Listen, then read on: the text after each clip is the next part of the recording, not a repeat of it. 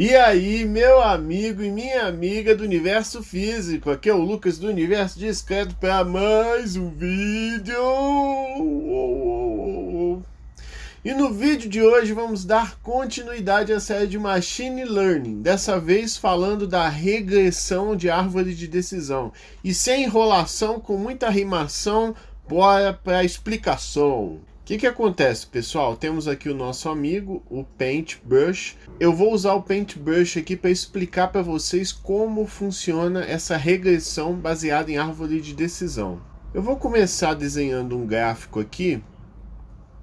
Vai ficar um pouquinho torto, mas não tem problema. Vamos fazer aqui um gráfico 3D, bastante simples. E aqui temos a variável independente x1. Se você não sabe o que é uma variável independente, volta alguns vídeos atrás. De preferência, comece a partir do primeiro para entender.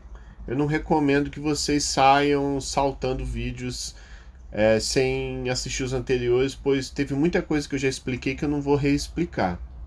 Bom, para explicar a árvore de decisão, eu acho mais interessante partir para um exemplo onde você tem duas variáveis independentes. A variável x1, que pode ser, por exemplo, o salário de um funcionário, o x2, que pode ser o cargo dele, e a variável y, que é a variável dependente das outras duas, vai dizer, por exemplo, ou melhor, x1 vai ser experiência em anos, x2 vai ser o cargo que esse profissional tem, e o y, que é minha variável dependente, vai ser, por exemplo, o salário. Então, baseado na experiência em currículo que o cara tem e baseado no cargo que ele ocupa, a gente consegue interpolar e computar o salário da pessoa. Assim, eu não vou preocupar muito com os valores de y, pois para a explicação, entender a variável x1 e x2 é suficiente. Então, vamos supor que você tem uma série de pontos nesse gráfico. Tem ponto aqui, ponto aqui. Cada um desses pontos é um indicativo da experiência que a pessoa tem e o cargo que ela ocupa. Então imagina que a gente tem vários pontos aqui, a gente tem muitos pontos próximos um do outro. Aqui a gente também tem vários pontos próximos aqui. Um ali ficou meio manchadinho. Aí tem aqui, tem aqui, tem aqui. Aqui em cima tem um monte também. Tem vários. Opa, tem vários aqui, tem aqui, aqui também. E tem uns soltos aqui, beleza. Então, tá aí a minha representação. Cada ponto é um determinado tempo de experiência que a pessoa tem em carteira. E o x2 é um cargo que a pessoa ocupa. Como que funciona a minha árvore de decisão?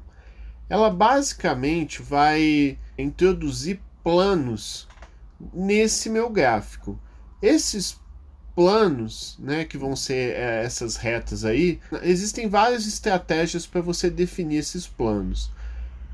Muitas dessas estratégias se baseiam na entropia, no grau de informação que esses meus conjuntos possuem. Para a gente entender, vamos supor que um plano a gente colocou bem aqui no meio. A ideia é você usar uma estratégia que faça essas divisões de maneira que pontos agrupados formem clusters. Então, por exemplo, introduzindo esse plano aqui, você tem uma boa separação entre os pontos que estão na esquerda com os pontos que estão à direita. Aí vamos supor, só para fins do nosso exemplo, que essa reta divide no valor 4, ou seja, quando você tem 4 anos de experiência, por exemplo. Então, tudo que está à esquerda são pontos de pessoas que trabalham há menos de 4 anos, que é esse meu grupo aqui. E esse grupo aqui do lado direito são pessoas que têm mais do que 4 anos de experiência. Para cada plano que você coloca, você introduz um nó nessa árvore. O que é uma árvore? Uma árvore é uma estrutura, não é tipo essas árvores que você vê em parque, não. Uma árvore aqui no contexto da computação é uma estrutura composta por nós, que são bolinhas, tá? E arestas, que vão ser tracinhos. Vocês vão entender à medida que eu for construindo a árvore. Então esse nó aqui, ele avalia, deixa eu diminuir um pouco o tamanho, que senão não vai caber. Quando você tem um x1 maior do que 4, por exemplo. Então a gente vai colocar aqui nota que esse nó, essa bolinha que eu acabei de criar, está relacionada com essa reta que eu introduzi. Como eu falei para vocês, essa reta ela pode ser selecionada em qualquer ponto do seu plano. Mas o ideal é você fazer separações onde os grupinhos fiquem juntos. Essas são as melhores separações. E eu não vou explicar muito aqui sobre as estratégias para fazer a separação, pois isso não é importante para você usar a regressão de árvore de decisão, pois o próprio método consegue computar esses planos automaticamente pela scikit-learn. Pois então, você tem duas separações aí, e você vai ter duas arestas, duas retinhas aqui. Essa retinha da esquerda é quando o x1 é maior que 4. Então aqui vai ser o meu sim. E essa aqui é quando o x1 não é maior do que 4. Então você tem dois grupinhos aqui. Você tem o grupinho da esquerda, que é esse lado aqui, quando o x1 é maior que 4. E você tem essa aresta da esquerda para esse lado esquerdo aqui, quando o x1 é menor do que 4.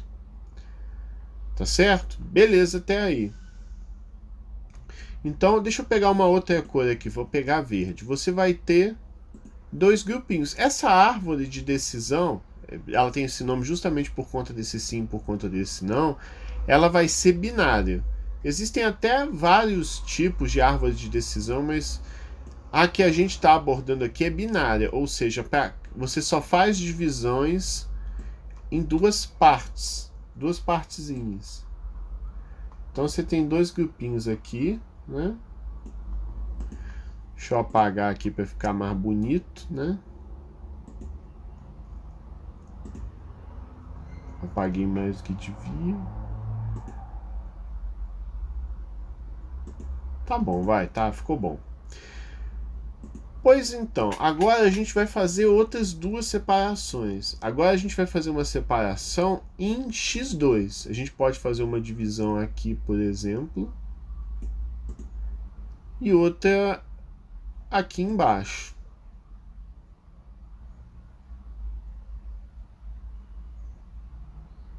Beleza. Aí, por exemplo, aqui pode ser o cargo. O cargo pode ser, por exemplo, de júnior. Eu vou botar J porque vai ser aqui, por exemplo, cargo júnior. Ou melhor, vamos trabalhar com números que fica mais interessante. Fica mais simples de entender a árvore. Vamos supor, aqui é o cargo 3 e esse daqui embaixo é o cargo 2,5. 2,5, porque eles ficaram próximos, né, um do outro. Então aqui você tem o cargo 3, que vai ser essa retinha aqui, e você vai ter o cargo 2,5 aqui embaixo. Aí aqui vai rolar parecido, você está dividindo novamente em duas partes, tá vendo? Duas partes aqui e duas partes aqui. Então você vai ter aqui, por exemplo, x2 maior do que 3. Esse x2 maior do que 3, ele vai novamente dividir em meu sim e meu não. Então você vai ter novamente aí o sim e o não podem ficar à esquerda ou podem ficar à direita, tá? Isso não interfere. O importante é você lembrar que se você escolher o sim para a aresta da esquerda, então sempre tem que ser sim na aresta da esquerda. E a aresta da direita vai ser sempre o não, né? Se você adotar esse padrão. E aqui o x2 vai ser maior do que 2,5. Não coube, vamos diminuir um pouquinho aqui para caber. Beleza.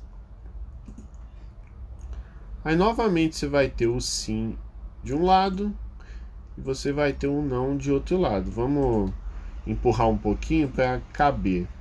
Então aqui você vai ter o sim novamente, aqui você vai ter o não novamente. Beleza. A gente vai subdividindo assim até que você tenha grupinhos com 5% do tamanho original. Existem outros critérios de parada, critérios de interrupção do algoritmo, mas você pode escolher aí. Um que é muito adotado é esse do 5%. Quando você percebe que os grupos estão muito homogêneos, estão muito juntinhos assim, você não tem grupos muito discrepantes, você pode interromper também. Quando você interrompe o algoritmo, os grupinhos que sobraram são as folhas da minha árvore. As folhas são esses nós que não têm filhos, esses nós que são os finais da minha árvore de decisão aí. Então agora eu vou pintar de vermelho todas as minhas folhas. Então tudo aqui é folha. Aqui vai ser uma folha. Aqui vai ser outra folha. Aqui vai ser outra folha. E aqui para fechar vai ser outra folha. Beleza, tudo aqui é folha. Quando você chega na folha, você computa o y de cada um desses grupinhos. Então, esse grupo inteiro vai ter o mesmo y, ou seja, a mesma variável dependente. Então, esse mesmo grupo aqui vai definir o meu salário. Esse outro grupo aqui vai ser um y, vai ser um salário para todo mundo que está nesse grupo, né? Cada bolinha vermelha é um funcionário.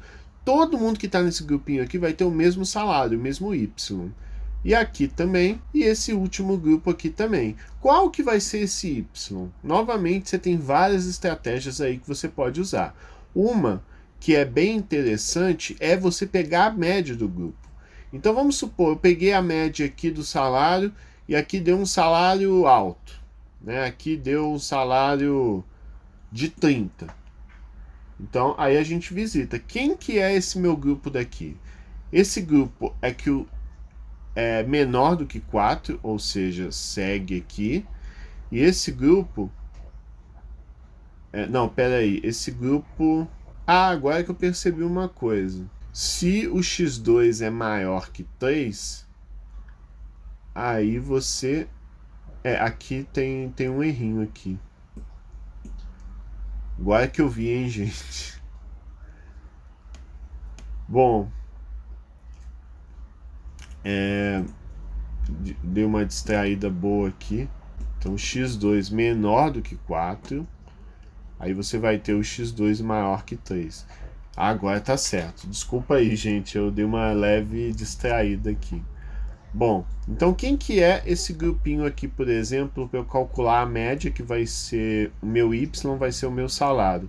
É o cara que o x1 é menor que 4, ou seja, o meu sim, e um x2 maior do que 3. Então, é esse nó aqui que vai ser o meu salário, e vai ser, por exemplo, de 30. Vou pegar um número pequeno para caber aqui no nó. Aí vamos supor que esse grupo aqui de baixo, você teve um salário de 10.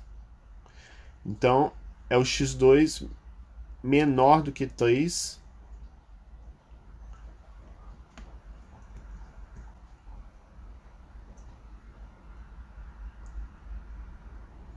Eita.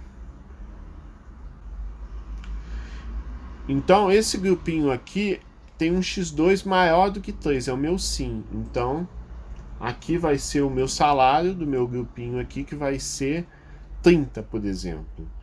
E se você estiver visitando x1 menor do que 4 verdadeiro, você vai vir para a esquerda aqui. E quando o x2 é maior do que 3, você vai cair para o sim aqui, que vai ser esse grupo aqui. Esse grupo aqui que o salário é 30. Se você estiver visitando no x2 maior do que 3 falso, ou seja, não, você vai cair nesse grupo aqui de baixo. Tá certo? Tranquilo? Então aqui vai ser um salário, por exemplo, de 10.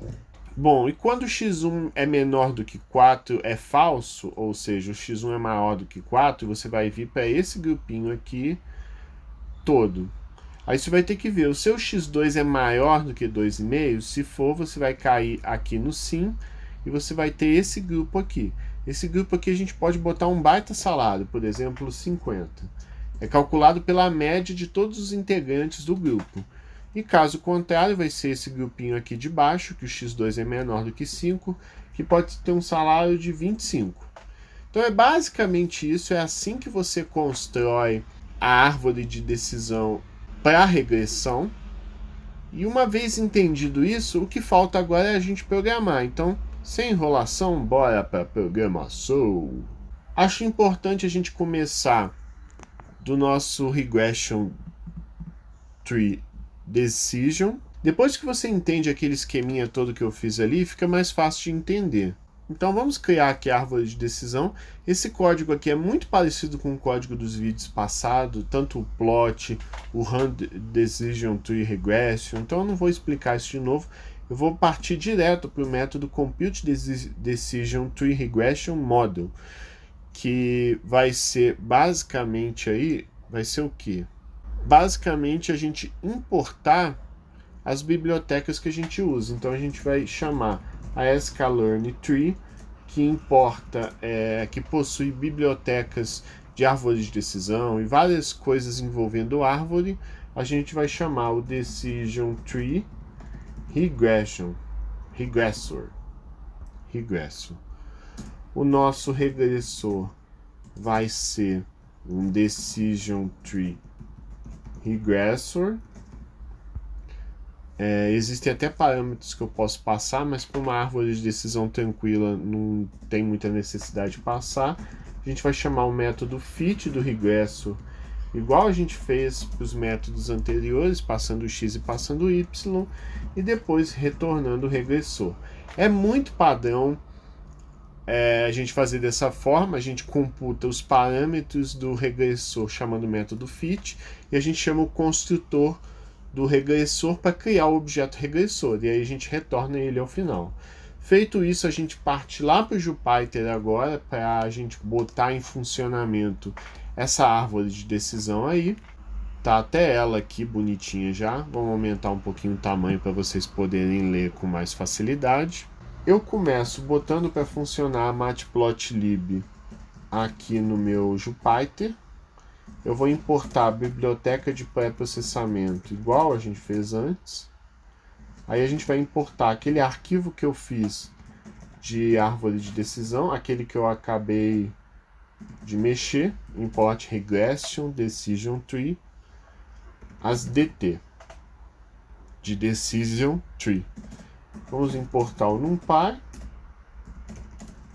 vamos importar pandas, e vamos importar aquelas funçõezinhas de tempo, só para a gente ver se faz alguma diferença na velocidade entre os métodos. Acaba que não faz muita diferença porque a gente trabalha com métodos muito pequenininhos. Nós vamos chamar aqui embaixo Run Decision Tree Regression Example, passando salary.csv, e esse meu método aqui eu vou invocar ele passando aquele nome de arquivos que a gente acabou de definir. Beleza. Aí, pessoal, aquela mesma coisa de tempo que a gente faz, né? Time.time, elapsed time, que vai ser time.time menos o tempo inicial, e vamos printar load dataset porcentagem 2f, e aí a gente vai passar aqui os segundos. Aqui a gente vai recolher as mesmas informações do load dataset, pré-load dataset, passando o nome do arquivo. Aí vamos pegar emprestado esse meu cara aqui todo, só que aqui nós vamos recolher o modelo dessa árvore minha de decisão. A gente vai chamar aqui dt compute decision tree regression model, passando o x e o y. Esse compute decision tree regression model foi esse cara que a gente acabou de fazer. Passa o x, passa o y, aí ele vai chamar fit e retornar o regressor aí bonitinho pra gente, que vai ser esse meu dt model aqui. Depois disso é só a gente chamar dt showPlot, passando o x, passando o y, o x que vai plotar a linha, e o dt model predict, passando aquele meu x. Bom, com isso eu acho que já funciona. A gente pode rodar aqui tudo direitinho para testar. Rodou, rodou, rodou. Computou aqui, mas tem um negócio errado. Aqui, na verdade, tinha que ser compute decision tree regression model. Então vamos corrigir isso. Rodar aqui de novo, rodou rapidinho. E aí ele produziu esse modelo aqui de saída. É um modelo interessante, ele liga os pontos direitinho. Esse é um primeiro aspecto que eu queria abordar aqui sobre a árvore de decisão.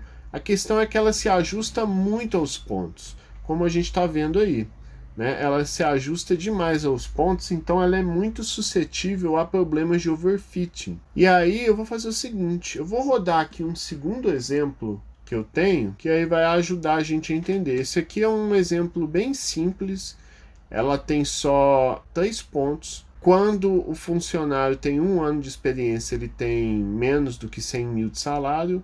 Quando ele tem 5 anos de experiência, ele tem algo acima de 10 mil. E quando você tem 9 anos de experiência, você atinge quase 500 mil de salário por ano. Então, o que acontece? Existe uma maneira da gente visualizar a árvore que esse método produziu. Para isso, a gente tem que novamente importar a sklearn tree, importando export graphviz, para você visualizar gráficos ou grafos, né? A gente vai chamar o método export graphviz, passando o modelo, aqui é graph com P, passando o modelo, passando o arquivo de saída, qual que vai ser. A gente vai chamar ele, por exemplo, de tree.dot. E o nome da feature, que vai ser experiência. Fechou aspinha, fechou colchete, fechou parêntese. Então vamos rodar aqui.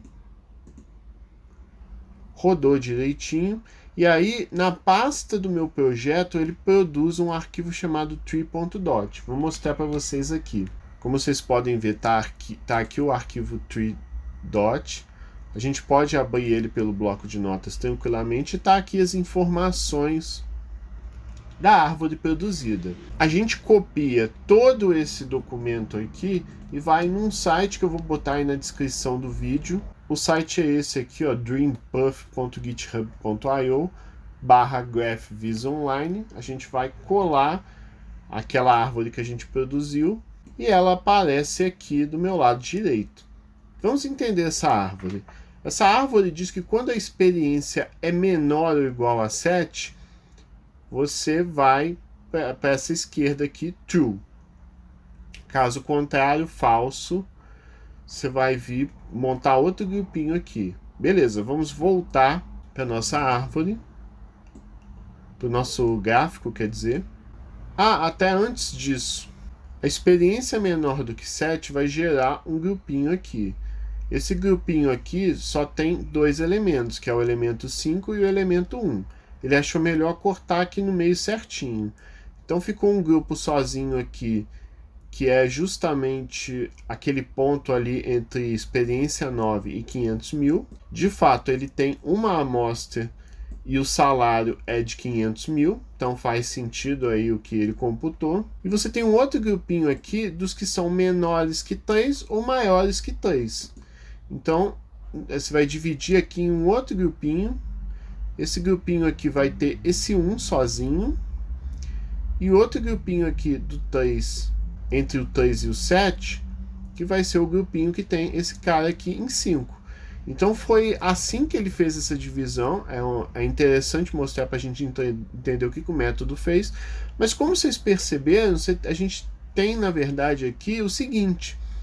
Esse modelo ele é não contínuo, ou seja, essa ligação aqui que a reta sul está fazendo, ela na verdade você não tem amostra nenhuma que produziu esse resultado. Você só tem basicamente 3 pontos e ele liga esses 3 pontos. Ele meio que faz uma regressão linear entre os pontos. Né? Por isso que, por exemplo, quando eu troco aqui para a sala CSV e rodo, o que ele fez? Ele simplesmente foi ligando os pontos. Esse método, ele meio que basicamente faz isso, ele vai ligando os pontos. Então, para visualizar em forma de gráfico, nem é interessante a gente trabalhar dessa maneira, pois Ele simplesmente vai pegar os meus x e interconectar eles. Então, uma melhor estratégia que eu posso fazer é talvez aumentar a quantidade de x. Se a gente criar um conjunto de x realmente grande, x igual a 0, x igual a 0.01, x igual a 0.02, 0.003 e assim sucessivamente, você vai perder esse sobreajuste, esse overfitting exagerado, que, como eu até discuti no vídeo passado, ele não é bom. Não é bom você ter um modelo que se ajusta demais aos seus pontos, pois isso acaba subamostrando a realidade. Você acaba limitando muito o seu modelo, não ao que é a realidade, não ao que é esperado, mas ao que os seus pontos estão disponibilizando. Então, para você exibir para essa regressão aí, eu recomendo que a gente faça o seguinte: vamos criar aqui um X-Grid que vai ser um NP Arrange com o menor x, o maior x que a gente tem, um incremento de 0.01. O que isso faz? Isso aí basicamente vai criar um vetor que começa no menor valor de x, que vai até o maior valor de x, incrementando de 0.01 em 0.01. Ó, vocês vão visualizar aqui, vocês vão entender, tá vendo? Ele começa no 1, que é o menor elemento, e vai até o maior elemento, que é o 10.50. Então, ele vai criar um vetor que vai aumentando de 0.01 em 0.01, até partindo do menor elemento, que é o 1, até o maior elemento, que é o 10,5. Bom, então entendemos o que esse X-Grid faz. Só que a gente tem que transformar esse X-Grid em uma matriz, pois foi até um problema que a gente teve em vídeos anteriores, que o Y meu tem que ser uma matriz.